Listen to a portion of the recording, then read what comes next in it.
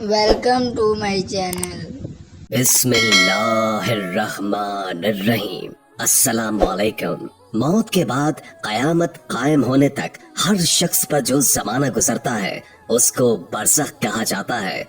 बरज़ख के लग़वी मायने पर्दा और आड़ के हैं, क्योंकि ये जमाना दुनिया और आखिरत के दरमियान एक आड़ होता है, इसलिए इसे बरज़ख कहते हैं। दोस्तों, आखिरत के मराहिल के वक्त सबसे पहले आपको मलिकुल मौत से मिलना है, और मलिकुल मौत के मायने है मौत का फरिश्ता। उनका नाम हजरत इज़राइल अलैहिस्सलाम है। मौत भी अल्लाह की एक मखलूक है। अल्लाह ताला ने जब मौत को पैदा किया तो उसके सामने 10 लाख पर्दे डाल दिए, और हर पर्दे का तूल व अर्ज जमीन व आसमान से कहीं बड़ा है। मौत की जसामत का हाल इससे मालूम होता है कि अगर तमाम दुनिया के दरियाओं और नहरों का पानी उसके सर पर डाला जाए तो एक कतरा पानी जमीन पर न गिर पाए, और सारी कायनात उसके सामने ऐसे रखी हुई है जैसे किसी शख्स के कदमों में कोई छोटी सी थाली रखी हो। अल्लाह ताला ने जब इज़राइल अलैहिस्सलाम को मौत पर मुसल्लत फरमाया तो उन्होंने अर्ज किया, खुदावंद, मौत क्या चीज है। परवरदिगार आलम ने मौत के सामने से सारे पर्दे हटा दिए और फरिश्तों को हुक्म दिया कि आओ तुम सब मौत को देख लो। फरिश्तों ने जब मौत का नजारा किया तो बेहोश होकर गिर पड़े। जब उनको होश आया तो पूछा, या इलाही, क्या मौत से बड़ी भी कोई चीज दुनिया में मौजूद है? हक ताला ने फरमाया, मौत को मैंने पैदा किया, मौत से बड़ा मैं हूँ और मुझसे बड़ा कोई नहीं, और दुनिया में जितनी मखलूक मैंने पैदा की है उसका एक बार मौत से जरूर वास्ता पड़ेगा। हक तबारक व ताला की अता की गई खुसूसी ताकत से इज़राइल अलैहिस्सलाम ने मौत को पकड़कर अपने हाथ पर बिठा दिया, और इसी के जरिए वो जानदारों की रूह कब्ज करते हैं। हजरत गिरामी, अब जरा मलिकुल मौत की शक्ल सूरत के मुतालिक भी सुन लीजिए। रिवायत है कि हजरत इब्राहिम अलैहिस्सलाम को जब खुदावंद आलम ने नबूवत की खिलत से नवाजा तो खुदा के हुक्म से मलिकुल मौत भी हजरत इब्राहिम अलैहिस्सलाम को मुबारक देने आए। आपने अल्लाह ताला की हम्दो सना के बाद मलिकुल मौत से पूछा कि मुझे ये बता दो कि तुम काफिरों की रूह किस सूरत में कब्ज करते हो। मलिकुल मौत ने कहा, वो खौफनाक और हैबतनाक नजारा आप न देख सकोगे। आपने फरमाया, क्यों नहीं, मुझे तुम दिखाओ तो। मलिकुल मौत ने कहा, अच्छा, जरा मुंह फेर लीजिए। इब्राहिम अलैहिस्सलाम ने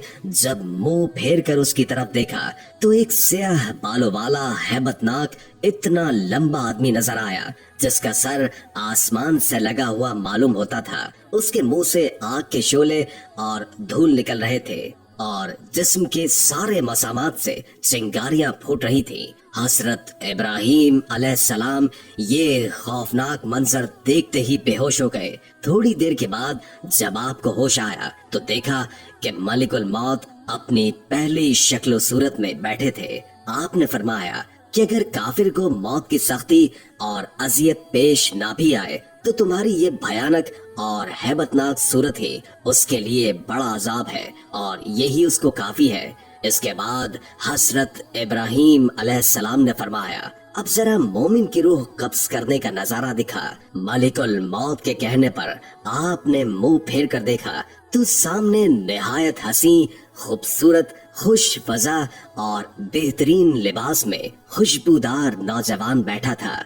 आपने फरमाया कि अगर मोमिन को करामत और बुजुर्गी ना भी हासिल हो तो तुम्हारी हसीनो जमील जां फिजा सूरत ही काफी है, और ये देखते ही रूह इस पर फिदा हो जाए। हजरत इब्राहिम अलैहिस्सलाम ने दरियाफ्त फरमाया कि अगर एक शख्स मशरिक में हो और दूसरा मगरिब में हो तो ये आलम बहुत वसी और कुशादा है। कहीं वबा फैल गई हो और कहीं जंग हो रही हो, ऐसी सूरत में तुम रूह कब्ज करने के फराइज कैसे सरंजाम देते हो? मलिकुल मौत ने जवाब दिया कि जब ऐसे मौके पेश होते हैं तो मैं अल्लाह के हुक्म से अरवाह को बताता हूँ और वो मेरी 2 उंगलियों के दरमियान आकर जमा हो जाती हैं اور میرے روبرو تمام زمین اس طرح سمٹ کر آ جاتی ہے جس طرح کسی آدمی کے سامنے تشت رکھ دی جائے اور وہ جو چیز چاہے اٹھا لے اور جسے چاہے چھوڑ دے۔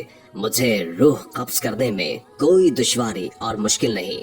روایت ہے کہ بعض انبیاء نے موت سے کہا کہ لوگوں کو تو اپنے آنے سے پہلے اطلاع کیوں نہیں دیتی؟ اس نے جواب دیا کہ میری آمد سے پہلے میرے قاصد میرا پیغام پہنچا دیتے ہیں۔ حادثات، بڑھاپا، بالوں کی سفیدی، بیماری، بصارت کی کمزوری وغیرہ میرے قاصد ہی تو ہیں، مگر لوگوں کو پھر بھی ہوش نہیں آتا اور وہ غفلت کے پردے میں رہتے ہیں۔ اب ذرا ملاحظہ کیجئے کہ ملک الموت کے معاونین کون کون ہیں۔ ربیع بن انس رضی اللہ تعالی عنہ سے کسی شخص نے پوچھا کہ کیا ملک الموت تنہا روح قبض کر لیتا ہے؟ انہوں نے جواب دیا کہ ملک الموت کے بہت سے فرشتے معاون اور مددگار ہیں جن کو اللہ نے مقرر کر رکھا ہے اور وہ اس کام کو انجام دیتے ہیں، اور ملک الموت ان تمام فرشتوں کے افسر ہیں جن کی تیز رفتاری کا یہ عالم ہے کہ ان کا ایک قدم مشرق میں پڑتا ہے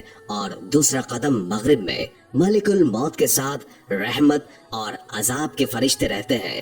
نیکوں کی روح قبض کر کے رحمت کے فرشتوں کے حوالے کر دی جاتی ہے۔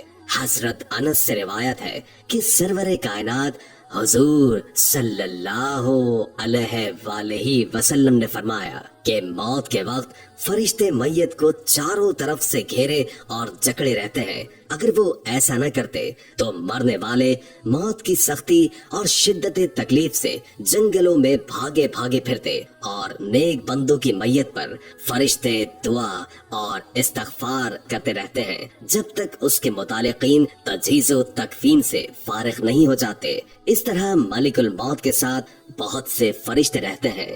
حضرت سلیمان نے ملک الموت سے پوچھا کہ تم لوگوں کے ساتھ انصاف کیوں نہیں کرتے؟ کسی کی روح تو فوری طور پر قبض کر لیتے ہو اور اسے جلد سے جلد اس دنیا سے منتقل کر دیتے ہو، اور کسی کو تکلیفوں اور مصیبتوں میں اس طرح الجھاتے ہو کہ وہ لاچار اور مجبور پڑا تڑپتا رہتا ہے۔ ملک الموت نے کہا کہ یہ بات میرے قبضے اور اختیار میں نہیں ہے۔ ہر ایک کے نام کا ایک صحیفہ مجھے ملتا ہے، جیسا حکم ہوتا ہے بجا لاتا ہوں۔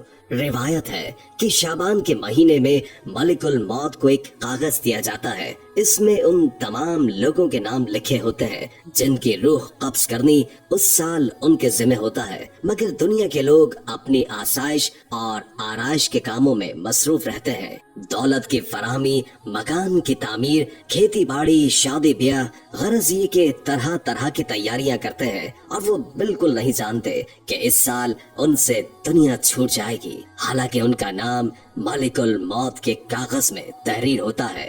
اور ملک الموت روزانہ ہر گھر میں 3 مرتبہ اس لیے جاتے ہیں کہ جس شخص کی مدت پوری ہو چکی ہے اس کی روح قبض کر لی جائے۔ امید ہے کہ آج کی ویڈیو آپ کو اچھی لگی ہوگی۔ اگر ویڈیو اچھی لگی ہو تو لائک کر کے ہمارے چینل کو سبسکرائب کر دیجیے اور بیل آئیکن کو کلک کر دیں تاکہ آپ کو ہماری نئی آنے والی ویڈیوز کا پتہ چلتا رہے۔ اگر زندگی رہی تو ایک اور ویڈیو کے ساتھ انشاءاللہ حاضر ہوں گے۔ ابھی ہمیں اجازت دیجیے، اللہ حافظ۔